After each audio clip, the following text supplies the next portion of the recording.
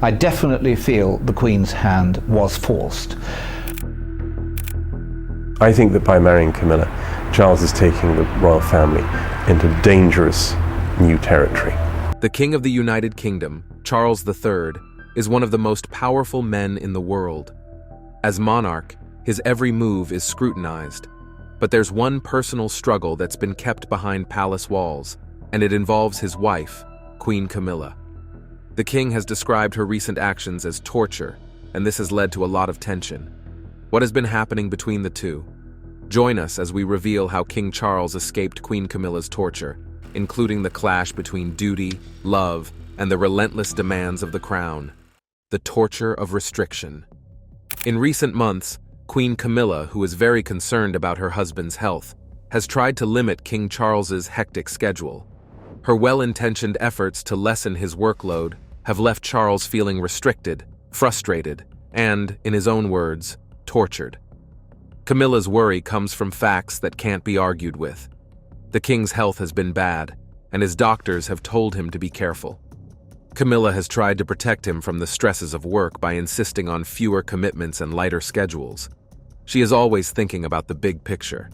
She's even urged him to extend his stay at Balmoral or take breaks from foreign trips. To her, these changes are important to ensure his well-being.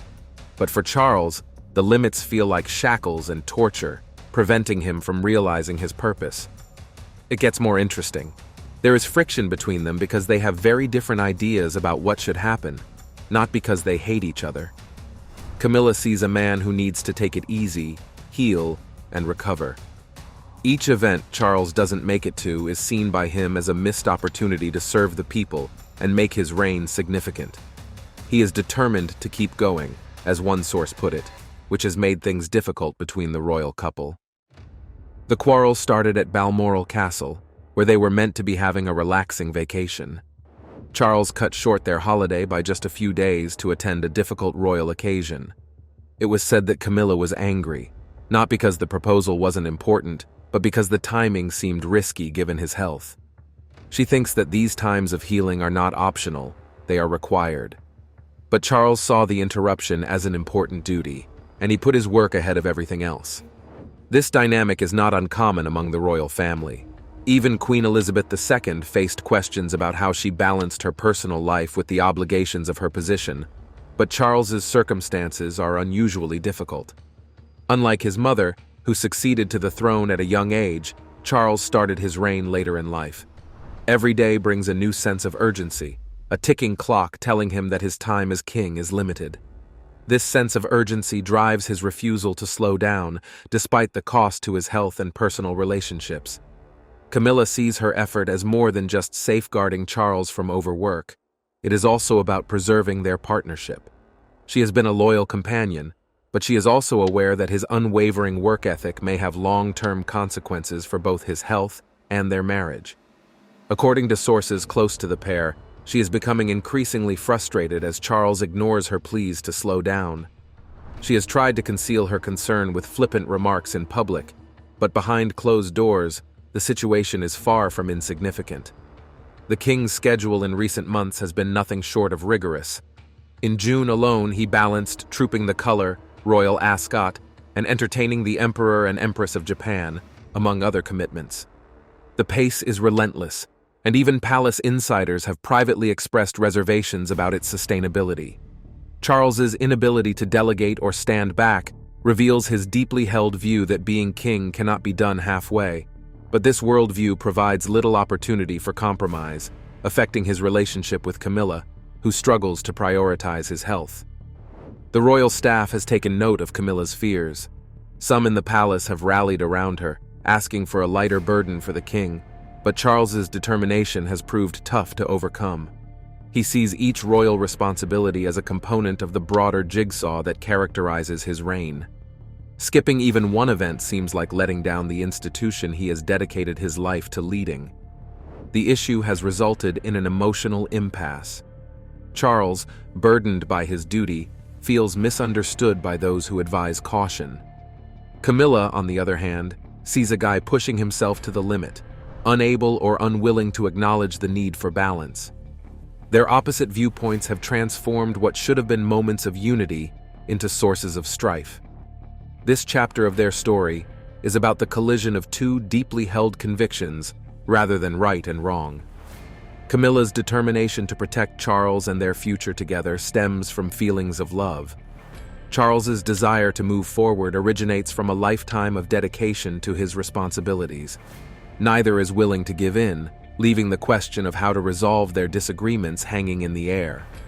As the weeks go on, the strain continues to build. Friends and close confidants have described a king who feels trapped, not by his responsibilities, but by the efforts to shield him from them. Camilla's well-intentioned attempts to lighten his load have only added to his sense of being limited. For Charles, the torture of restriction is not just about a lighter schedule. It's about the anxiety of failing to leave a lasting mark on history. How did King Charles escape this torture of restriction? We have the answer in the next chapter. How King Charles escaped the torture. When Queen Camilla tightened her grip on King Charles's vacation plans, he found himself at a crossroads. Her intense care for his well-being had resulted in strict restrictions on his movements, which Charles felt contradicted his feeling of responsibility. Determined to keep his role and obligations as monarch, he stood firm, balancing the desire for independence with thanks for Camilla's constant support. King Charles gradually pushed back against Camilla's restrictions. He underlined that his capacity to interact with the public and carry out his royal duties was important to his personality. Camilla, though initially skeptical, later backed his decision, seeing the strength he gained from these engagements. This understanding grew to define their relationship, as both recognized the value of compromise. To demonstrate her dedication, Queen Camilla chose to accompany the king on practically all of his journeys, ensuring he received both emotional and practical care. This decision showcased her determination, but it also required personal sacrifices. During their trip to Australia and Samoa, she became unwell, apparently contracting pneumonia, demonstrating how much she had pushed herself to be with him. Camilla's continual presence provided confidence to King Charles, particularly throughout his fight with cancer. Despite his illness, he thrived on the energy he acquired from socializing and doing royal tasks. Camilla's encouragement helped him retain his momentum, even as it became evident that the physical strain of their journey was enormous for her. The couple's tour of Samoa, for example, demonstrated their partnership in action. Charles, who was honored by the local community, exuded energy and purpose during the festivities. Camilla worked tirelessly behind the scenes to secure his continued success, despite her own health issues. Her willingness to accompany Charles on all of his trips was more than simply a show of support.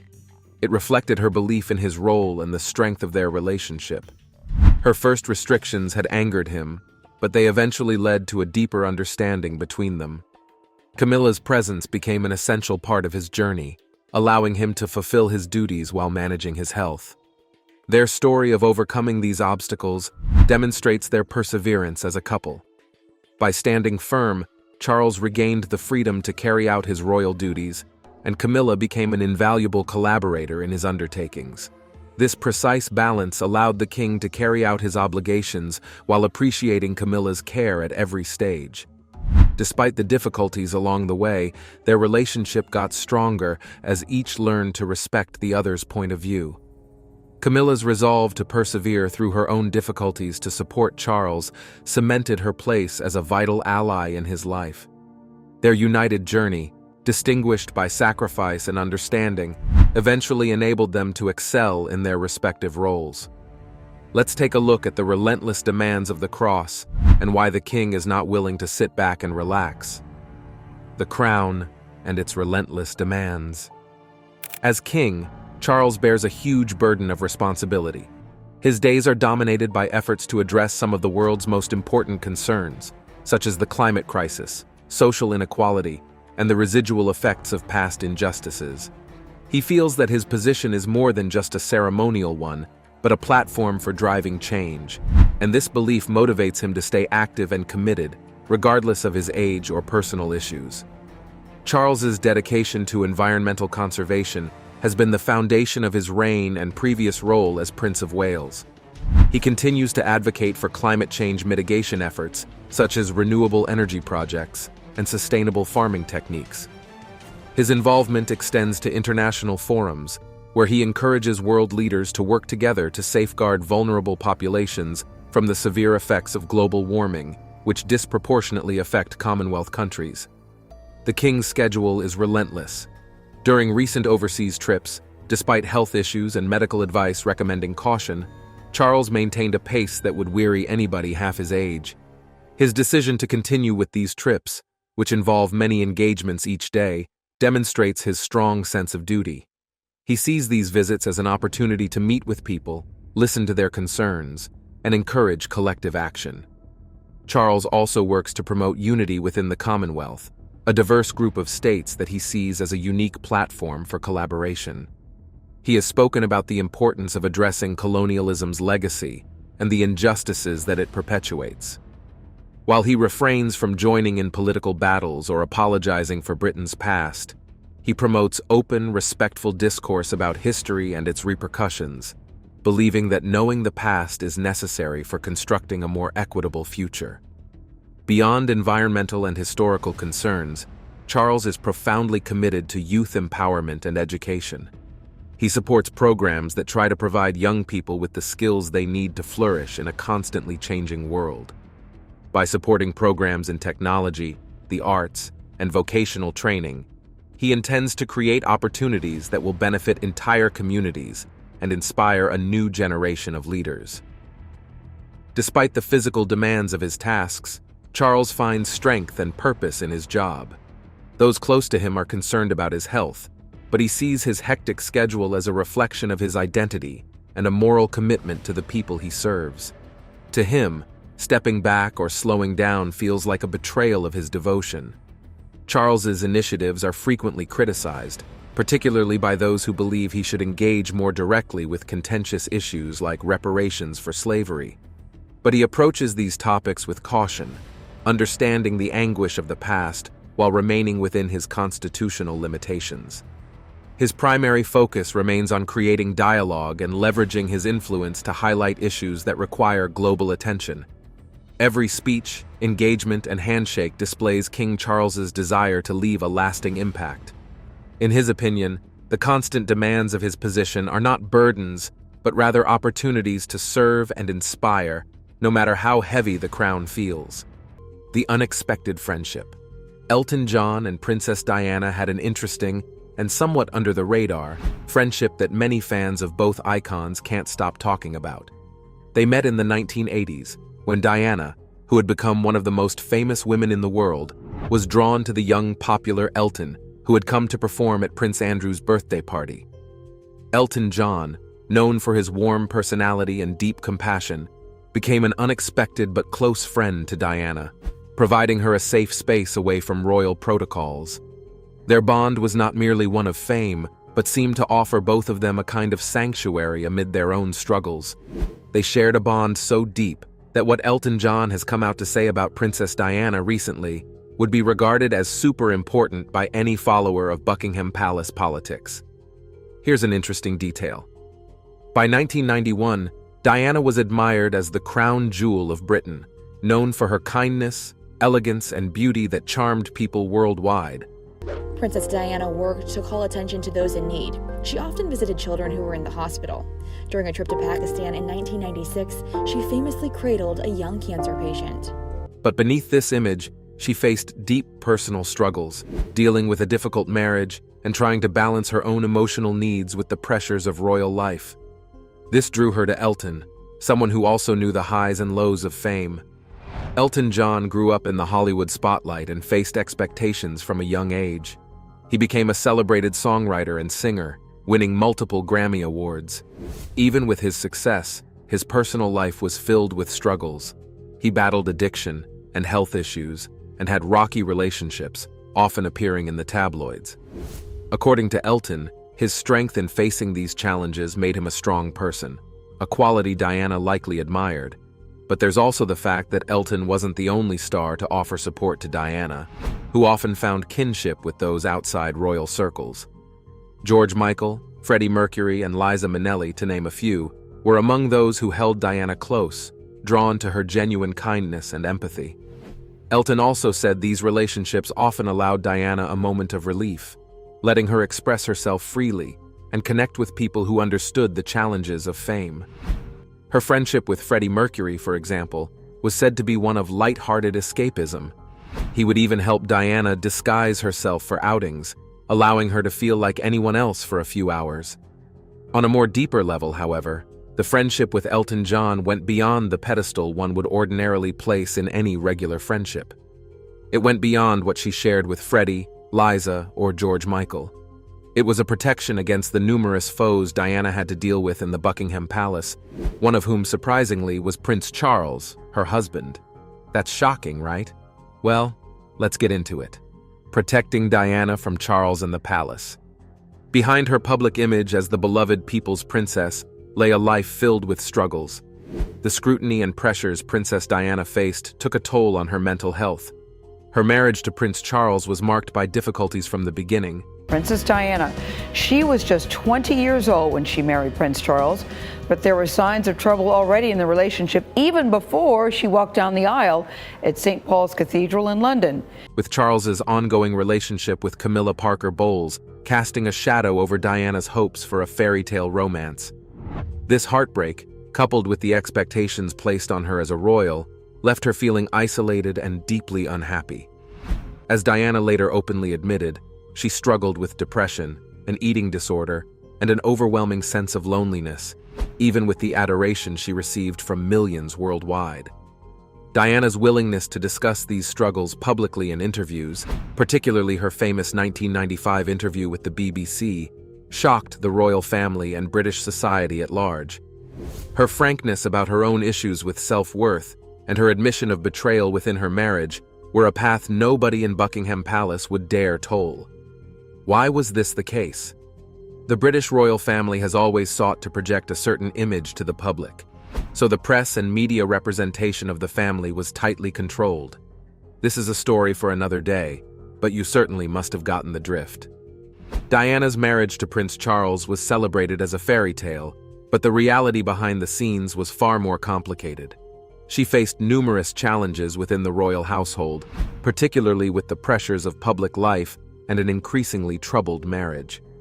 As a young mother, Diana struggled with severe postnatal depression, and her self-esteem plummeted in an environment where she often felt isolated. This part, according to Elton John, was where he came into the picture.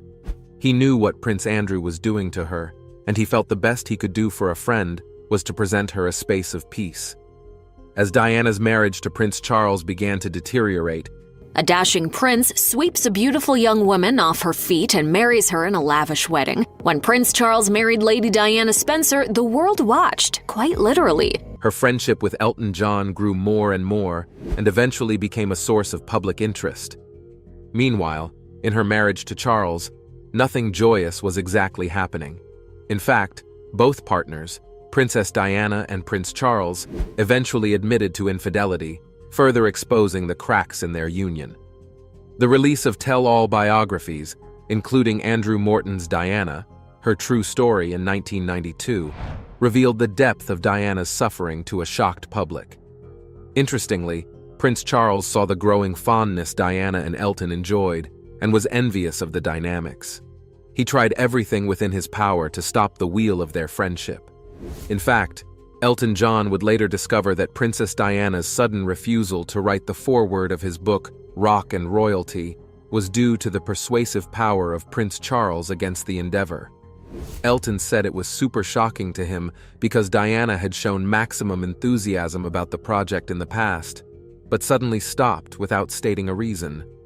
Attributing the failure of their friendship to Prince Charles was a sad reality to Elton John, but it was also the truth he could not dare shy away from.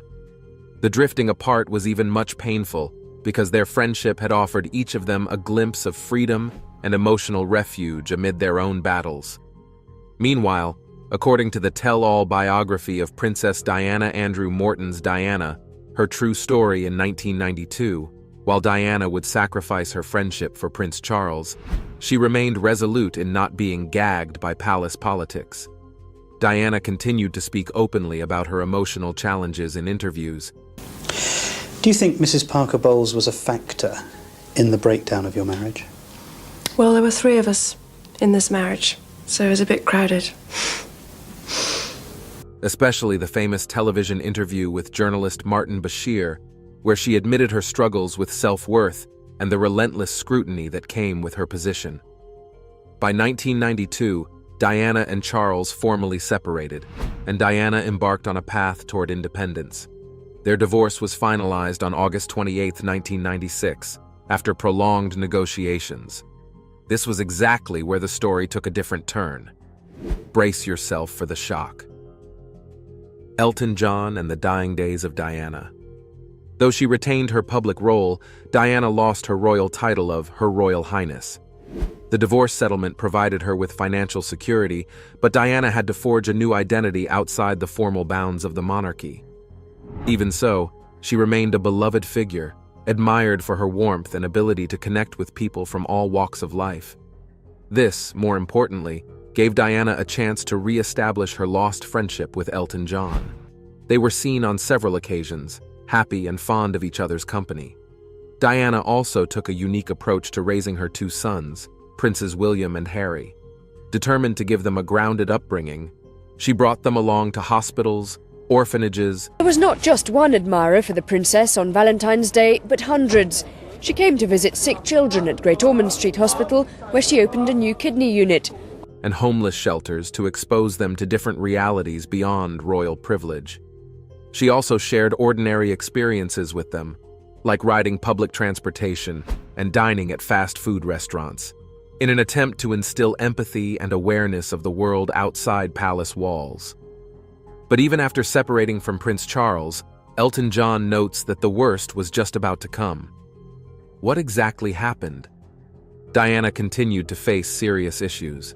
Paparazzi followed her constantly, and her every move was scrutinized by both fans and critics. This relentless attention intensified as she began to explore her identity outside of her royal duties. Her relationships, particularly with Dodi Fayed, became the subject of intense public interest and added to the tabloid frenzy that seemed determined to document her every private moment. Tragically, this intense media scrutiny followed her until her final moments in Paris, when something tragic happened. This incident changed everything and is saddening. Diana's life was tragically cut short on August 31, 1997, in a car accident in Paris. Her companion, Dodi Fayed, and their driver also lost their lives in the crash. We have reports from Paris that Diana, Princess of Wales, has been killed in a car accident and that her partner, Dodi Fayed, has also been killed. Initially, the paparazzi were blamed for the accident due to their relentless pursuit of Diana's vehicle. Later investigations, however, concluded that the driver, who had a blood alcohol level above the legal limit and had taken incompatible prescription drugs, was primarily at fault. The world was shaken by Diana's sudden passing. The royal family, known for its reserve, faced criticism for its subdued response. The sight of young Prince William and Prince Harry walking behind their mother's coffin remains one of the most poignant images from that day.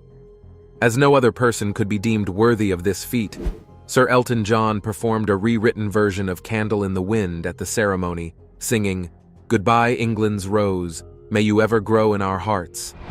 The song, touching hearts worldwide, became the best-selling single in British music history for multiple years. According to Elton, the death of Diana was the end of a friendship that stood the test of time and sailed through stormy waters. One would wonder what similarities these 2 individuals shared to have maintained this long-term companionship. Well, aside from the fact that Diana's extraordinary achievements demonstrated why she was, and still is, so beloved, her friendship with Elton was built on their shared love for humanity and community service. For example, Elton John is passionate about AIDS control and has invested tons of millions into its advocacy. Amid the 1980s AIDS crisis, Diana became one of the first public figures to visibly advocate for patients at a time when fear, misunderstanding, and stigma were pervasive. This was an act that resonated so well with Elton. In 1987, she officially opened the UK's first dedicated AIDS ward at Middlesex Hospital, stepping into a role that most avoided.